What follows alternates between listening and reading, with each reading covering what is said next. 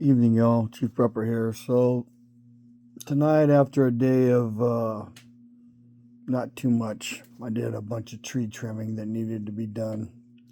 I had a brush pile in the front yard that is now burned that I couldn't burn before because I had a branch from the tree kind of too close to where the brush pile would burn. So now all those tree trimmings are going to be gone through, and many of the pieces that are big enough to save for wood, I will save. It's going to be a pain in the ass process, but yeah, other than the effort to cut it all up, my go-to helper Juan will be getting a lot of work again. So shit like that gets in the way of doing projects like the dart and the wall that I need to get done. Like I really need to get that done. Uh, but it's part of life. So I typically keep, for the past 2 years, 3.5, 4 cords of firewood on hand. And this year, like today, we burned the fireplace most of the day, and we burned it yesterday evening for about 6 hours. So the reason I'm talking to you about that is because I've watched some channels on YouTube, and they live in a much colder climate, but they heat their house with a wood stove. 12 to 18 cords of firewood a year. And I can tell you that if your plan is to use a wood burning stove or a fireplace for emergency purposes, you need to know your burn rate, your throughput on your firewood, how much you need to have, how long it will last. Like the first third of January is done. We're in the middle of a cold spell right now, but it's cold for Texas, but it's not cold for other people that know what real cold is.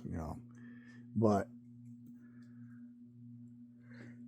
if excuse me, we get a cold snap like we got in 21 and mid to late February, I'm down to half a cord of firewood that is seasoned the way I like it to be seasoned. Like I've burned through a cord almost already. Part of it's because my dad's cold all the time, so the fireplace does a good job on knocking the chill off of this living room and the one up there.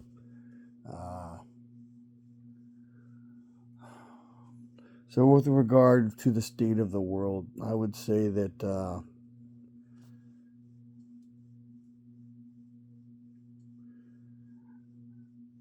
you probably, if you're a prepper and you watch this channel, then you already know that you need to be prepared for whatever your local area has. But I would go one step further and say that with the state of the world, you may need to consider that the things that preppers do, where we put away dry goods like beans and rice, like 50, 100, 200 pounds of that shit, and put it in food safe containers. And like I've done videos here in town, you can go by a baking department in HEBs and get dirty icing buckets that seal still. They got the rubber seal and they're still in good shape, and you can put your beans and your rice in that shit after you clean it out. And of course, you need to freeze all that shit for 2 or 3 days, 4 days, a week before you put it in the buckets. And you need to put oxygen absorbers and all that shit in there. But so supply disruptions, probably there's always been a threat, but the threat may be higher where you're going to lose electricity or you're going to lose communications. Like Iran right now, the internet it was down for a while, came back up, and I guess excuse me, Elon Musk's Starlink got hacked, so they turned it off again. So emergency comms, or at least a way to listen to see if you hear something, and not necessarily to talk. You know, electricity can go off for a lot of reasons. The water can become contaminated for a lot of reasons. So you need backup power, and you need water filtration system. Backup power is an expensive, deep subject. I would tell you that. I think I've said this in the past, but I'm going to say it again now. Whatever generator you have, you need 2 of them minimum. Same exact kind. I'm even going to say go further. You need 6 generators. All dual fuel preferably. If you can't do all dual fuel, then at least do your big generators dual fuel, or tri-fuel if you have natural gas lines. Smaller generators that don't make as much noise, that you can run where you're not burning as much gas. And even smaller generators, really quiet ones like inverters, like the Honda 2200i's that I have, that you can plug in your deep freezers and or refrigerators and run those without making a lot of noise. And then the reason you need to be able to do that is because most nefarious things that are going to happen aren't going to happen in the daylight hours when you're awake. They're going to happen at night. And you need security systems that are not dependent upon electricity. One of the best ones is the dog. Even just a little yipper dog that will make noise when it hears something that, is not normal. Bigger dogs are better because they scare the shit out of people. And they can mess up someone real bad, but the risk is your dog gets injured by some shitbag. So, but look at, the price of gas is down. I saw it $2.09 here in town 2 or 3 days ago. There are places where it's been $1.99. I realize that fucking shit can get turned on its head quickly. So if you can store gas on site safely, you have to research that and learn about it. Everything you do with prepping, if you not already doing it, or haven't already been doing it, you're gonna have to learn. Watch how-to videos, watch this, watch that. All right. So hopefully sometime soon, I'll do the video on securing my front door, just so you can see it. It's not real hard and won't take that much, but there's things that you need to know that the cops and possibly bad guys, but mostly cops or military, that know how to breach your door. So there's some things that I have in front of my house and by my front door that prevent some of that from happening, or at least where they can't stand to the side and do it, they have to stand in front of the door. And if they're doing that, and if you choose to, you can shoot through your door and take them out. All right. So if you have obstacles to the left side and to the right side of your exterior door, the police cannot stand to the side of your door. They can't stack, and they can't swing that badass fucking, it's basically a post hole digger, but with the handles configured differently so they can swing and knock your door off the hinges and basically breach your house. So I'll go over more of that when I do the video. So,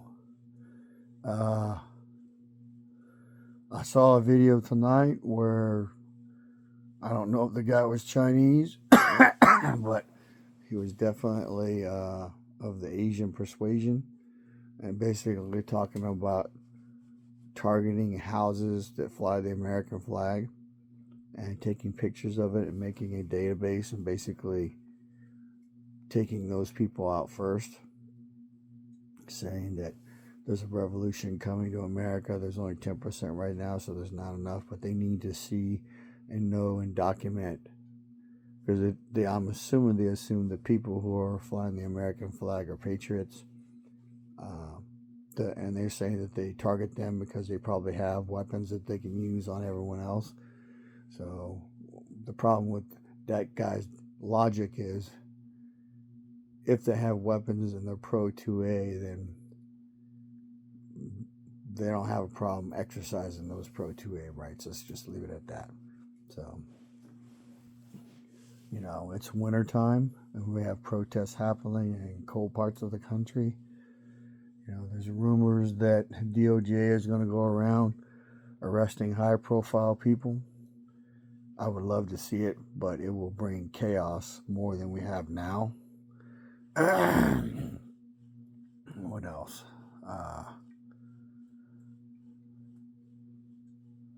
For the first time in a couple of weeks, the cedar pollen is down below 500. So I don't know if I'm trying to, or if I have walking pneumonia, or because I'm going on week 4.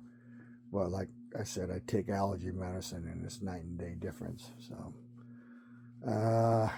speaking of which, I need to go take some pretty soon.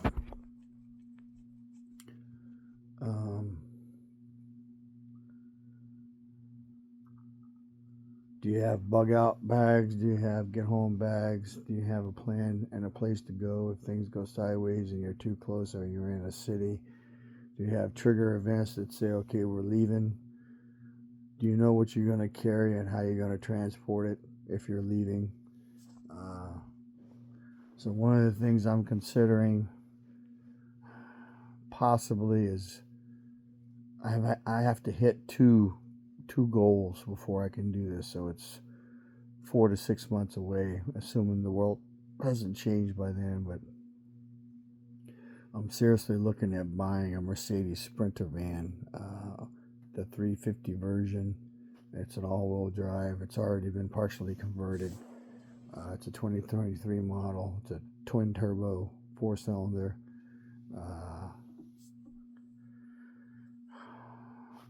3 reasons. 1, it gives me on-site storage. I'll have to dismantle what's on the inside for a while.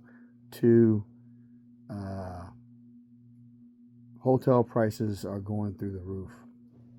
And unless something changes drastically, I still plan to go to the gun show in Abilene, at least until my dad dies. Maybe afterwards, but until my dad dies, to get a break from taking care of him. 3, I have a father-in-law who is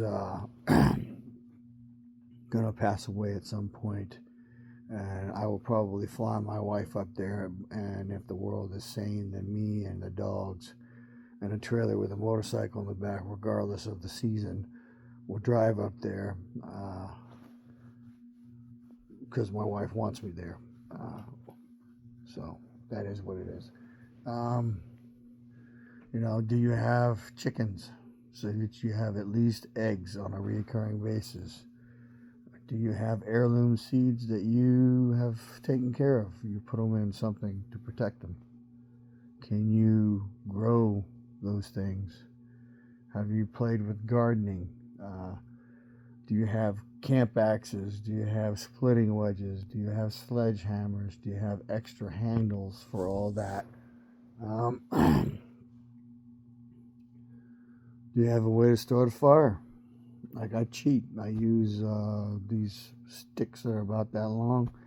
They got a match on one end. They're about that wide and about that long. And they basically get my fire started for me without having to throw a bunch of paper in there. So I'll also do a video on the brush, because I want to talk about cutting that up.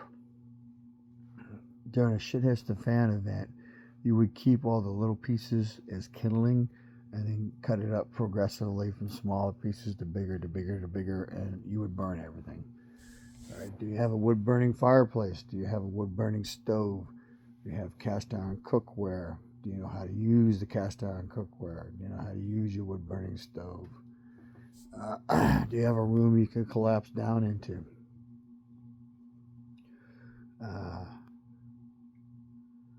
There's a mountain of shit that you're going to need to figure out as you go down your prepping path.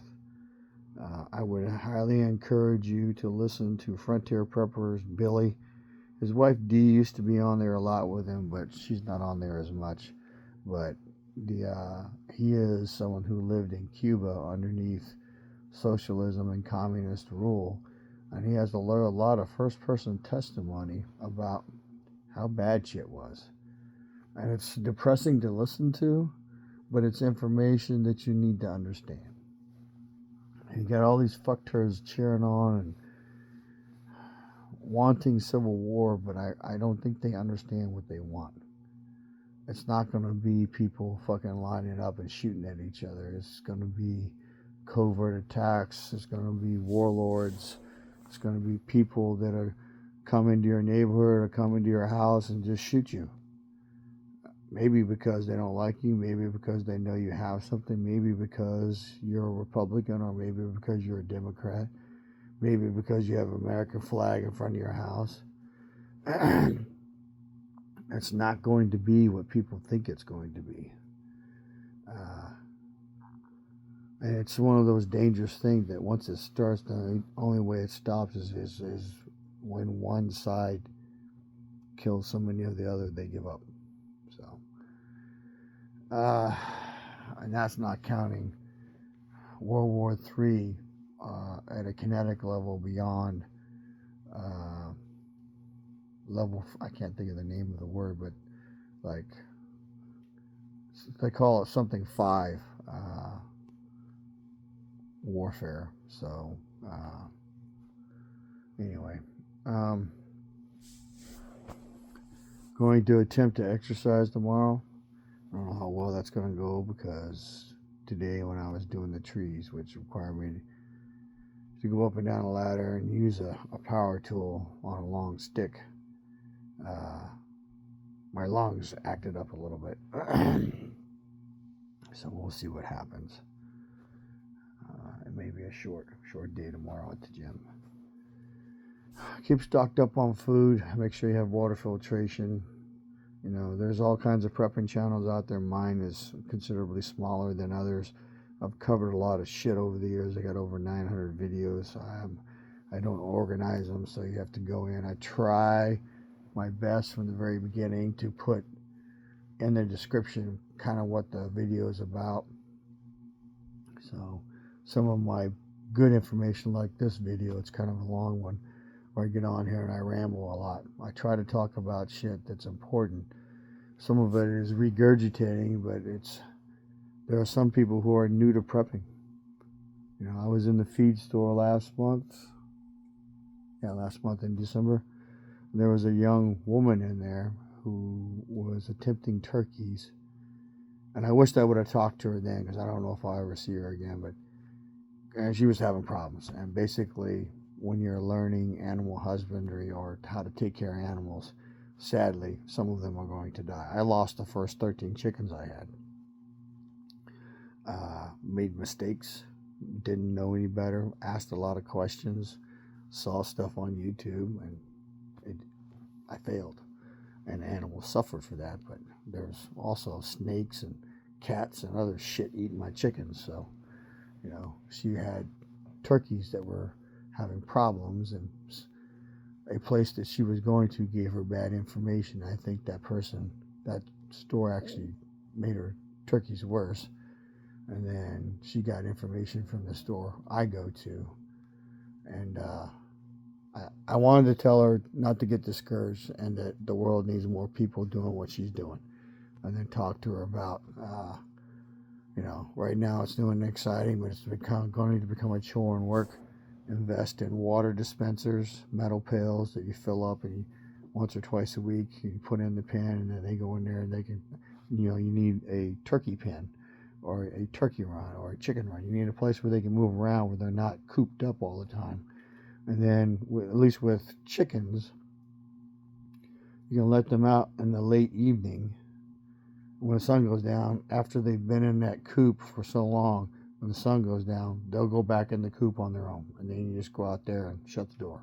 So, you know, I lost a fucking baby chick to a snake. So I've lost eggs to snakes. I've lost chickens to fucking possums, which I don't like to kill anymore because I know what kind of animal they are now. But if I catch them in my chicken run, then they die. I have a dog that hunts possums now. The possum is not smart, it gets killed. Even if it's smart, if it's not quick enough, it gets killed. So There's information out there, videos where you can set up perimeter alarms.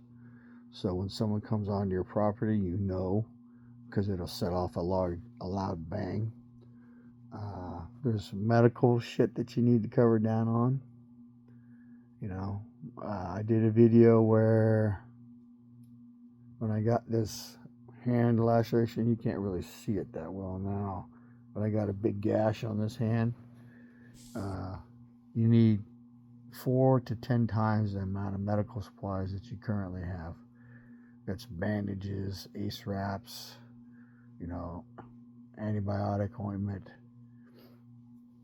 The bandages and ace wraps won't really go bad as long as they don't have sticky on them, but the antibiotic ointment can go bad. And then you need to have some understanding of basic medical stuff where the wound needs to be covered until it's sealed to keep the dirt out. Once you get a scab, the best thing you can do for the wound, as long as you don't break the scab open, is to let the air get to it, because it helps heal it. You know, there's meat processing that you need to learn. You know, you have to have a lot of salt on hand for that, and it's different channels will say different things, a specific type of salt or not. You know how to make a brine to pickle stuff. Me and my wife went to a farmer's market on Sunday. I bought 2 loaves of bread and a bread knife that I haven't seen that kind of bread knife in decades, 4 decades actually, and then bought some pickles. Don't really like the bottle that I opened. Oh, it's not too bad for me. It's spicy, but it's got a fucking kick at the end, and it's supposed to be just dill. So, do you know how to can? Do you have a canning thing? You know, I made applesauce over the holidays, and I was going to take it down and give it to my family, but I got sick, and I didn't want to go down there and spread what I had to my family, even though they're probably all going to catch it because they're out in society. But you know, it's one of those things I just don't believe in doing it. So. Are trying to avoid doing it. Going around now, you go anywhere, there's people hacking and coughing everywhere. So this has gone on for 22, going on 23 minutes. I hope you get something out of it. One of the best ways to learn how to shoot a handgun is if you have rats, shoot them with rat shot shell.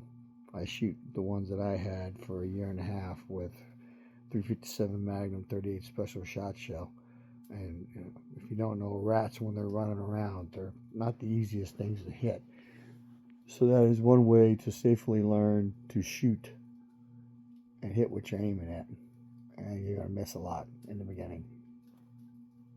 So, information is knowledge and power. Live a little, prep a lot, share love. Chief Prepper, out.